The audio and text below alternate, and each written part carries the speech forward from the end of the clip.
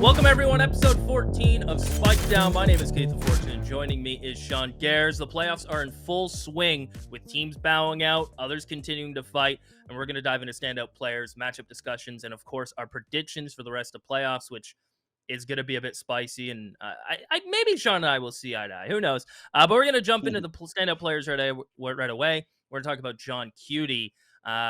I'm sure everybody has thought about this guy and looked at him, but he's kind of topping the charts in some categories so far for playoffs, and right at the right time when MAD are kind of cruising. Dude, he looked so good against Shopify. I guess I was gonna say us, but yeah. So he looked insane in that series. Obviously, plays a lot of Killjoy right now in this meta, and to put up numbers like that in the IGL role, and to have teammates, more importantly, that go out of their way to compliment you on your IGLing. I've heard it multiple times from multiple of the team members now over like a 3-week span. I mean, it says a lot about what he's probably doing out of the server, and for him to put up those stats in the server is super impressive. It's really cool to see, and I remember in the interview we had with Nismo, he mentioned Happy's doing all-nighters for playoffs. So I can only imagine John Cutie's like right there with him. Yeah, he's staying up late, waking up early. The amount of work those guys are doing, and for John Cutie to put this on display is really cool. Keep in mind, by the way, before we jump to the next player, John Cutie, ex-Ghost, going up against other ex-Ghost members in the Most Moguls match. I'm sure we'll touch upon that later. But what a cool contrast, and it's going to be a lot of mind reading and tendency counters. So can't wait for that. Great for John Cutie to be playing as well. How cool was it? Do you remember Koala's interview where they were like, yeah, when we made the team, we didn't know who was going to IGL. And like, it could have been me and it could have been John and it could have been, it was like everyone could have been the IGL. And then they just landed on John because he really wanted to do it at the time. And then like, obviously fast forward to today, all the compliments they're giving him and like how MAD looks.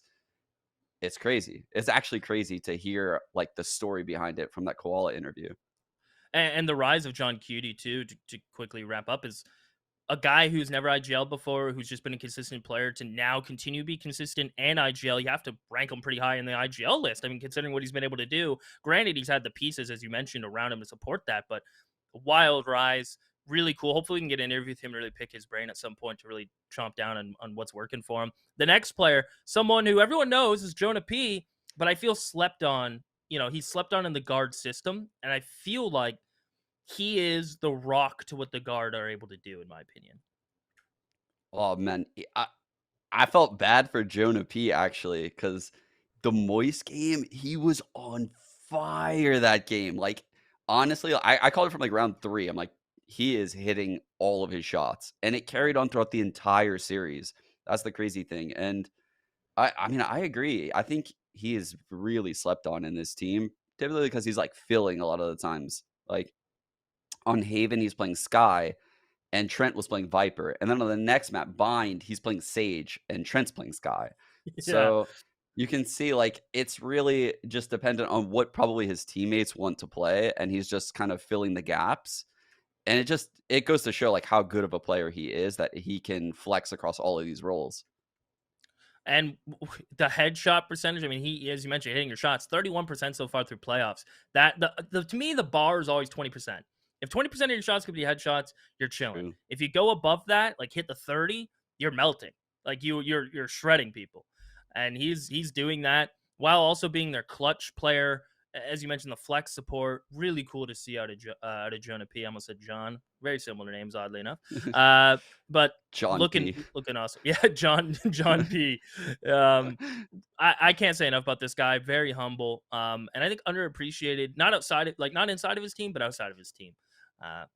It's hard, when you're going up against the likes of Tex and Trent to get some sort of limelight.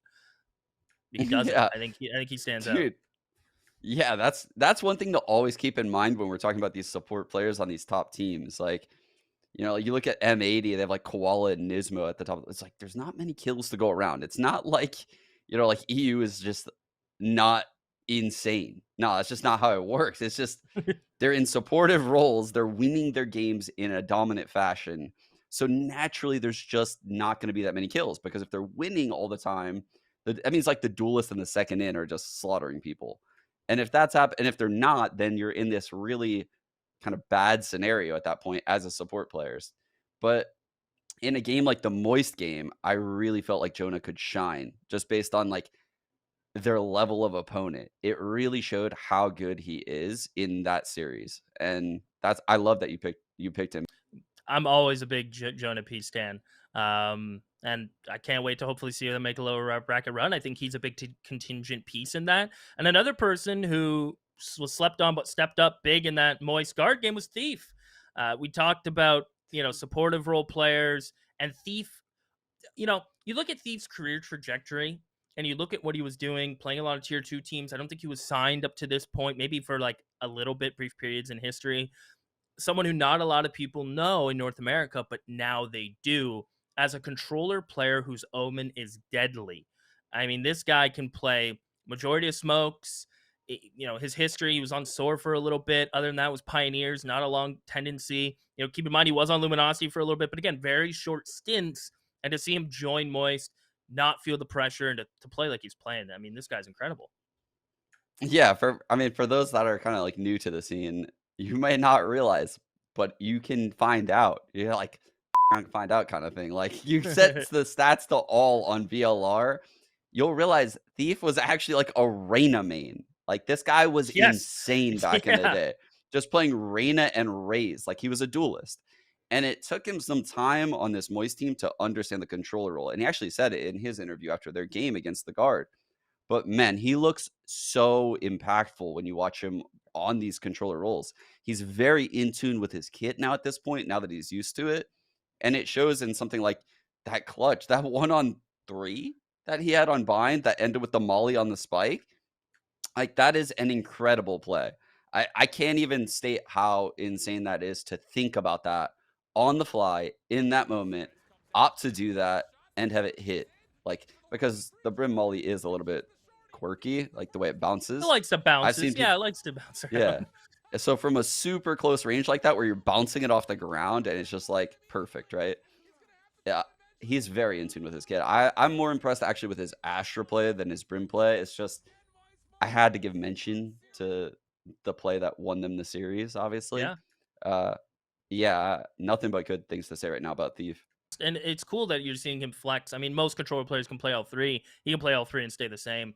I think, as you mentioned, his kit is really in tune, and you can tell when a player's getting comfortable in a role when agent swaps within the role don't bug them, and they continue to show the same support. He's not griefing any rounds. His smoke timing seemingly No. always are good. He's normally always alive when they want him to be alive. I rarely see him dying early in these rounds, which is big for this team and their success. Really cool. And let's take a look at the bracket, the matches we have coming up. M80 Moist Moguls on the 11th, the 9th, the Guard G2 Oxygen Phase. Let's start at the top, work our way down. Moist M80, the Battle of the X Ghost Core. That game, it's gonna be so much tendency reading.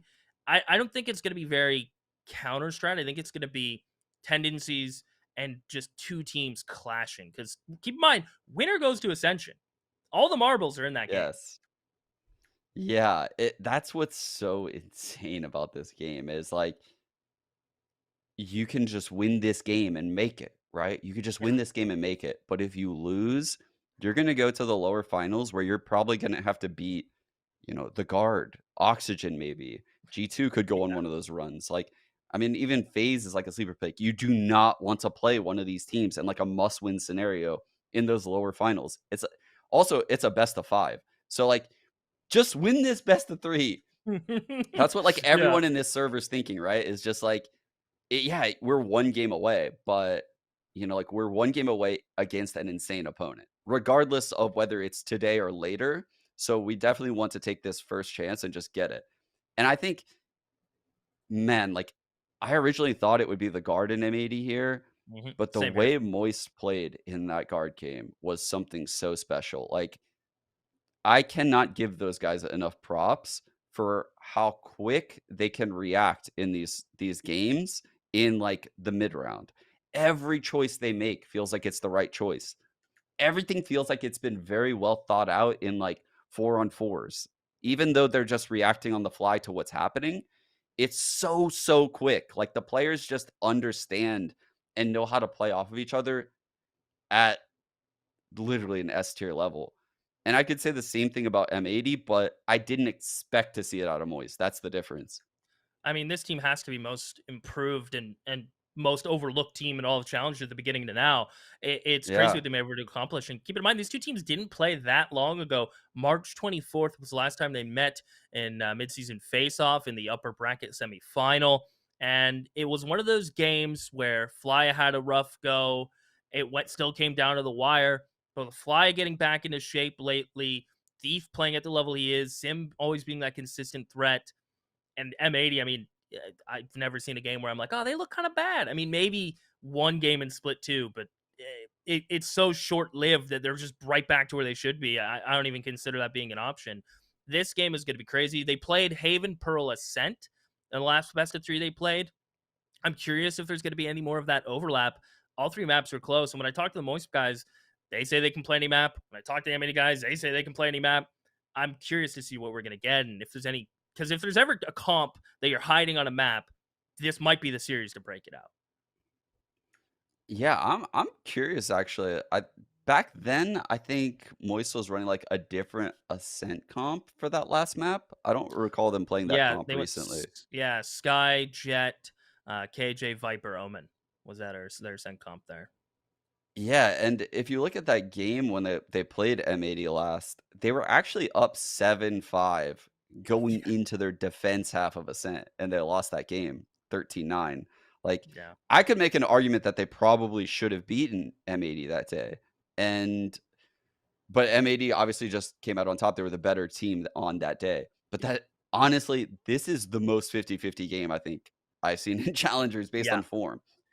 All 10 players are playing really well right now. There's not one of those like bad performing IGLs. Like I'm not in this server. It's like there's only good players in this server. It's Yeah. wild watching it because I said it after the guard game, and it's gonna feel the same way here.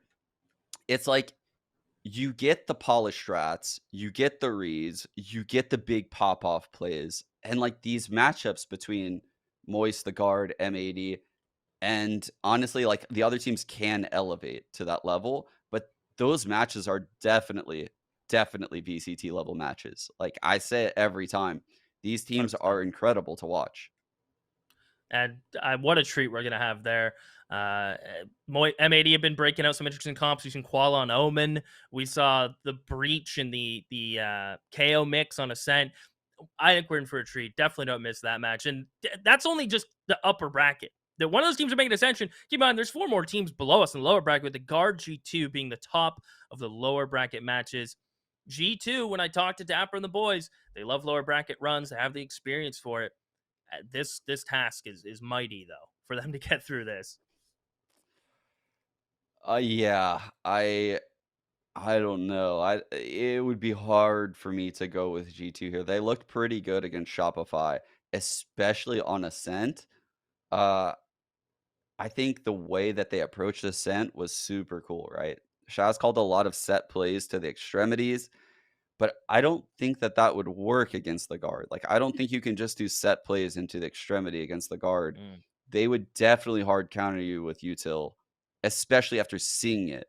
So going into Ascent against them, like after what I saw, although G2 did beat Shopify 13-3, the way they would have to beat the guard is totally different than what we saw that day. yep. And And yeah, I don't know. Like the guard are still the guard. Even though they lost to Moist, like very true. yeah, they're still insane. It's just Moist was an incredible team on that day. Yeah, and lucky for G2, they did play the guard week 10 and lost to them. Dapper said that helps them more than helps the guard. They're able to figure out what worked, what didn't. They might still have to go up against that Ascent comp of the Viper Omen, which is kind of creeping in a little bit to come almost not standard, but it's definitely a powerful setup that has heavy delay and extremity control. And even mid is hard. The Viper Wall cuts that. It lets aggression start early, and then you fall back behind the Viper Wall. They can't chase. It's a really interesting dynamic, that guard, and I believe we talked about Moist running it. it's interesting. It's definitely difficult to play against. You have to be really on your A game. And I think them playing so recently should give G2 a bit of a read. But we always talk about it. We've mentioned it a few times is you give the guard a break, they come back and they look different, especially if it's against a team they've played recently. And they've had a few days. They're boot camping like G2 are. I imagine we're not going to see we're going to see the same level of guard, but on a different wavelength. Yeah, and for G2 here, I think this is like one of those games where their win condition is like coming into this game, having really good pistols, making sure they secure bonuses, like having set plays for like the first gun round and maybe a couple alt plays. But for the guard, I think it's just you they just have to like step up to the moment, right? Like we know they have the playbook. The only way I feel like the guard lose this game is like huge plays coming out of like someone like Oxy. Like I Yeah. mean like 3 to 4 Ks on rounds deep into the game. Like deep into the game where say like that moist guard game on Bind when that brim action happened, right? From Thief where he mollied the spike. Motivation killer, That 100%. that style of individual play is necessary to beat the guard. Like a play like that deep in the game. And I don't know, like, can they do that again? They did it in the midseason faceoff, like you said. And they won 4 straight rounds on Ascent to win 13-11 and take the series 2-1. So, Yep. like, they did do it already. They can do it. And the guard will slightly crack under pressure, especially because they have the expectations of the world on them, right? Everyone thought the Yeah. guard would make it to the Ascension tournament. And here they are. They're now in the lower bracket and have to win 3 straight games to get there. So 3 maybe. straight, and one of which is a BO5, as mentioned, which it's True. crazy to think about. I'm leaning guard personally already. G2 have a lot of work to do, but with the experience on that team, I feel like you can't sleep on them, and I guarantee the guard won't. And then the battle of the fiery and the underdogs in Auction and FaZe Clan. This one is going to be brawly. And when I was talking to the Auction boys, they said, we know how to beat them. We can't buy into the tempo they're trying to set. And I think that's fair. Yeah, that's a good read on it. Because FaZe will always try to set the tempo, right? Like with like these super fast plays. And if you're not ready for it, then you're likely you're gonna get run down. You're just gonna get run down really hard. And then I've also seen them start games where they play really slow. And they do that because they know that the other team is aware of the things I just said, Yeah. right? And if you sit back and you do nothing, you get no map control and they use no utility. All of a sudden, like, 20 seconds on the clock hits and they have full util to stall you out and your round is just chalked. So it's not as easy as just, oh, we stopped the hit and everything is just free. No, because FaZe actually does have a slow game. So you just have to be able to read how they're going to play around immediately. And you have to have plans for both of those phases of the round. And I don't feel like that should be a problem for a team like Oxygen. So I Totally. do favor them in this matchup for sure. Yeah, I have to agree. But we also have to keep in mind, I suppose, in a weird sense, the FaZe guys have been there. Redux, Scuba, Verno, Yeah, they haven't. I don't know what the pressure, when they said, yeah, pressure doesn't bug us, it's one thing to say it. It's another thing to be in map 3 in overtime. And you need to continue to keep a calm mind. And one mistake, and that could be your whole season done. I'm curious to see if true. these unexperienced players can grind. If they can grind through this FaZe match, this might be a hot take. If Auction can grind through this FaZe match, either clean or winning in a clutch, I think they're running it all the way to lower bracket final. I don't see them You losing. think they beat the guard? Yeah, I don't see them losing.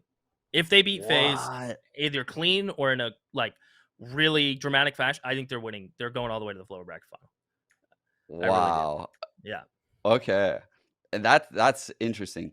So I think this match against FaZe is super important for them as well, but for a different reason.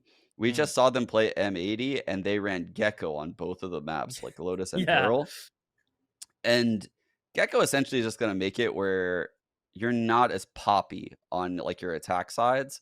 It's a little slower, right? Like you don't have a full kit to just dump into a site right away, like say like a breach. Like a breach can just like brute force you into like a site.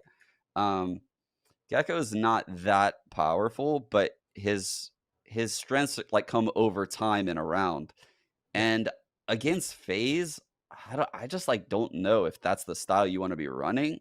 And if that isn't the style you want to be running, then you don't have much time to pivot off of what you've been practicing leading into playoffs. So I Totally. don't love that for Oxygen. But obviously Verno was the gecko, and I've seen him play a lot of roles so far that he's really good at. He could easily just flex back into like a Sova or something. Yeah. So I still favor them against FaZe.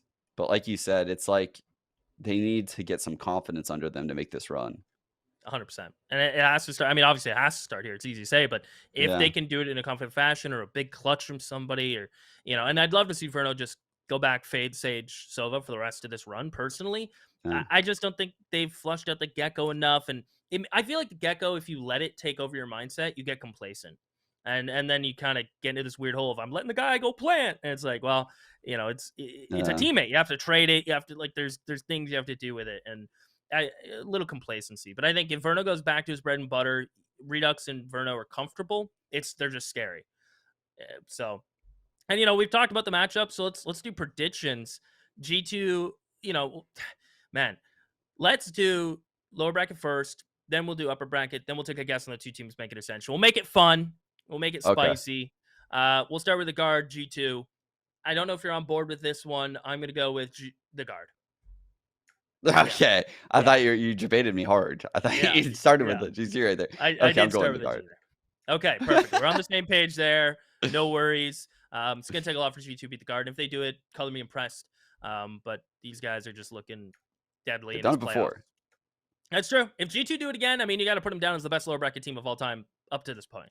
So Actual facts. Actual actual facts. If they facts. do this again, they're the best lower bracket team like Yep. ever. There's no one comes close. Until somebody No. does it 3 times in a row or something. But Yeah. Auction Esports FaZe Clan. Based on what I just said, based on what you just said, I think we're both on the same page here. We're bleeding green. We're going Oxygen. Part of me does want to pick FaZe here, I'm not gonna lie, but I think I would be so off the goof if I did that. Like, I think Oxygen gives me every reason to pick them other than those Gecko comps. Mm, Uh, yeah, I think Oxygen would win, like, on all, like, the standard maps, like Ascent, Haven. yeah. Uh, what other maps would I Maybe a favor them split, on? maybe? I It's don't probably know. like a split. Yeah, actually, but, like, when it comes to, like, Fracture, I get a little bit worried. When it comes to Yeah. Lotus, I get a little bit worried. Like, there's certain Pearl's maps that 50-50. yeah, there's certain maps that definitely worry me a little bit in this matchup, but I still favor Oxygen. I'm gonna say like 60-40. Okay. I like it. We even got a little bit of odds in there. Uh, M80 Moist Moguls. This might be the hardest one to predict. Bro. We said it was a coin toss. It literally feels like it. Now my heart. So there's two things pulling me in two different directions. My heart says go for Moist Boys. The run is really cool. They've been most improved. You're a fan. You like Ludwig. Do that. And my brain's going, well, that's dumb. Look at M80. Look how great they've been. 4-1 both splits. Won the midseason face-off, and they're just 1 win away from Ascension. They're not gonna lose this. I am conflicted. And so I'm going to trust the logical part of my body, and I'm going to go with M80. All right. Yeah. Okay. Yeah, I'm feeling that literally the same way. I'm It's like weird. It's like, so oh, torn. I am so torn, and I think just to go on the opposite side of you, I'm gonna say fair. Moist, but I'm not confident in it. I don't feel great about picking Moist over M80. But I also wouldn't feel great picking M80 over Moist. Like, there's no Yeah. winning right now for me in this prediction. It is truly a 50-50 in my head. Yep. And I rarely say that. Like, I rarely say there's a true 50-50. This game, though, is going to be so goddamn good. I Yeah. There is an immense amount of pressure on these players. That is the one thing that we can't quantify, right? Like, we can't quantify if, like, Brock doesn't sleep the night before because he's so nervous True. about the game, and all of a sudden, like, his performance is down like 10%. That's a realistic thing that can happen to any of the 10 players in 100%. this server. Like, it's happened to me before at big tournaments. Like, it's so possible. Like, this is the biggest game of their entire year potentially. Like, Yeah. And barring then you if have they to wait till lose. next January, too. So think about 6 months of void. Yeah. It's I mean, like, they will get another chance, but I think everyone in the server understands that their next chance is potentially a best of 5 against the guard. And Yep. no one wants to play a best of 5 against the guard. Like, so this is a very high pressure best of 3, and because of that, some squirrely things could happen. But I still think I'm gonna side Moist here just because what they did against the guard was Yep. so goddamn impressive to me. Like, the fact that they won that series 2-0 and the way they did it, I'm gonna ride that, like, heater that they're on. You're riding that moist wave. Okay. Mhm. Fair enough. And so we both have one of our teams going to Ascension. Let's try to take a guess, a stab at the other team we have going with them. I know it's going to be the guard, and I'm thinking it's going to be Auction meeting in that lower. It's going to be Moist maybe or M80 waiting that lower. I I'm going to stick with my gut initial feeling, and I did this actually on my pick'ems. Auction are going all the way, and they're gonna make it to Ascension. That's what I'm feeling. It's what I'm feeling. It's what I Wow. dreamt about. Moist are going to take the second Ascension slot. It's going to be a heater game against the guard before they have to get there. They're going to have so much momentum. They're going to rock the world if whoever they meet in that lower best of 5. And I think they're going to do it. So wait, who are your 2 teams then? You have, like, So M80 I and have M80 and Oxygen. Those are my 2 Ascension teams. wow. So you think Yeah. Oxygen is gonna beat both guard and then they're gonna beat Moist in a best of 5? And then they're going to Holy win the sh whole make it to franchising. That would literally, like, melt my brain if that happened, dude. It Like, would be crazy. I That's why I'm doing it. it could definitely happen. No, it could really happen, though. That's the Yeah. crazy part is, like, it sounds crazy just as, like, a statement, but when you start, like, breaking it down, like, "Oh, okay, I favor them in their opening game, in their second game, there's, like, a very close chance that they win that game, and Yep. then even in, like, the best of 5, that's not even, like, a landslide prediction for me either. Like, they're definitely contenders in all of their games they play. Yep. Um But for my second team, so if I have Moist winning the upper bracket, then I essentially am saying M80 against the guard or Oxygen in the lower bracket. Yep. And oh my god, I guess I have to go M80 because they've proven in like big high pressure scenarios Yeah. that they can be that team. So I end up taking M80 and Moist. But I I think like if it. Moist plays the guard in the best of 5, it could be the guard in M80. Yeah. 'Cause I Couple don't like different the rematch situations. choi I don't like the rematch. I don't like it. Rematch in a BO5. So it's like even Yeah, more, it's layers on layers. Yeah, yeah. all I know is these playoffs are gonna be unreal. Some teams gonna be heartbroken. It just creates the narrative of the comeback story, and some teams are gonna feel the release of playing 12 other teams and only 2 of them making it to the land. So I can't wait. And thank you so much everybody for watching. That's the show. Don't forget to follow Sean Gares and myself on our socials. Let us know what you think about our predictions for playoffs. Do you have the same teams making Ascension? Maybe. And don't forget to follow Knightsarena to stay up to date on everything Challengers. And I said this last week, I'm gonna say it again. The biggest game of NA Challengers is coming up. You won't want to miss it.